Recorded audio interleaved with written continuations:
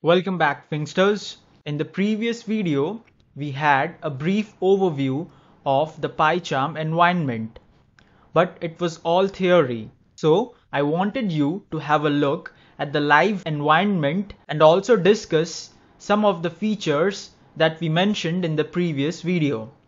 As of now, please focus on the features and do not think about the code or the functionalities that you might see on the screen, because we will be covering most of them later in this course. Now let us have a look at the environment of PyCharm. So this is what we call the menu bar. As you can see, we have different menus: the file menu, the edit menu, the view menu, the navigate menu, and so on. And each of them have their own use cases and can be used accordingly.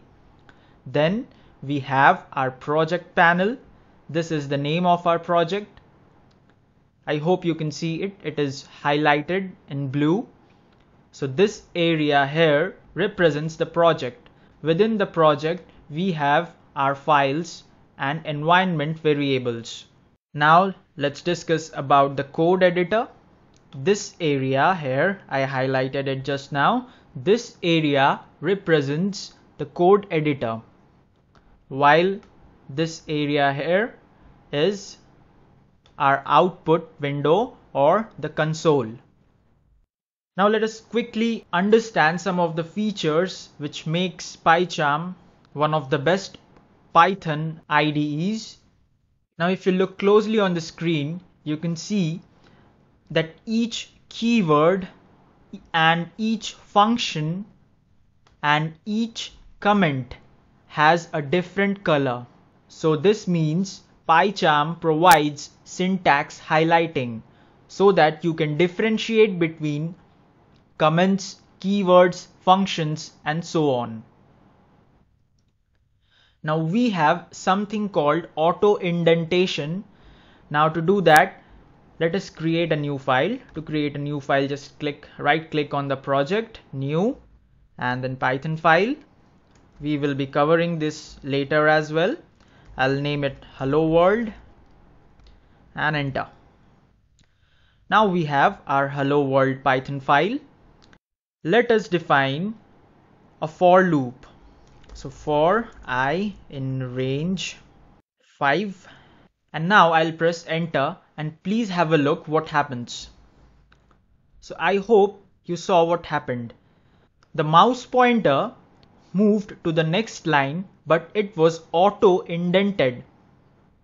This means we didn't have to press space or tab in order to follow the correct indentation. Now the third feature is code completion. What do we mean by code completion? Suppose I type PR, and as you can see, we already have the suggestions to complete this statement. All we need to do now is press tab and it will complete the statement for us. So did you see what happened? I just pressed tab and the print statement was complete. I'll print hello here. Also, if you look closely, you have this bulb icon which provides us tips or suggestions which can help us remove errors from our code. Now this means Python provides on-the-fly error highlighting. So to make it more visible, let us make a mistake, and instead of typing print, let us make a mistake in the spelling, and then let's type hello. And if you look closely, print statement has been highlighted and we have a red bulb, and it suggests us the probable workarounds. However, we know that we have mistyped the print statement, so it should be print. And now if you see, we no more have the red bulb which denotes an error in a statement. Let me just go and print this out for you so that you can have a look at how we can run the code, though we will be discussing it later.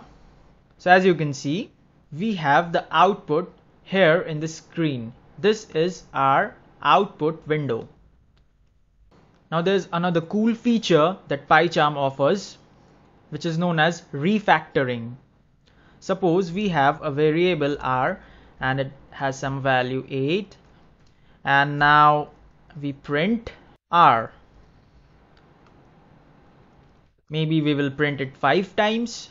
Now for some reason I want to change the name of the variable r and name it to p.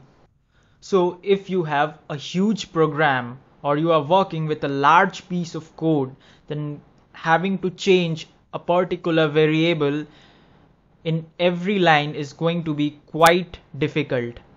But PyCharm helps us with this as well. All you need to do is highlight the variable, right click on it, and then go to refactor and then rename. Instead of r, I'll name it test and click on refactor. So as you can see, I just changed the name in one place and the changes were reflected in each and every statement.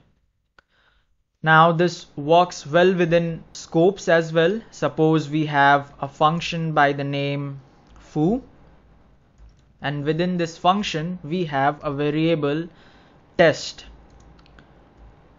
and test has a certain value, and we now print the value of test within the function. Now for some reason I again want to change the name of the variable test, but this time within the function foo. Now if you look closely, PyCharm has again cautioned us that we have an error. So we have a syntax error in our function.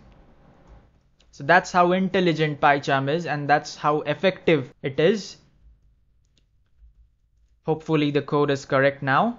Now let's select test and let's refactor and rename. Let's rename it to maybe demo and refactor.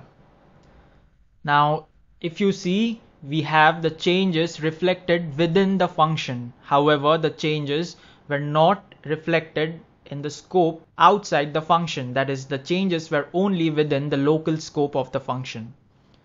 So that's how powerful PyCharm is.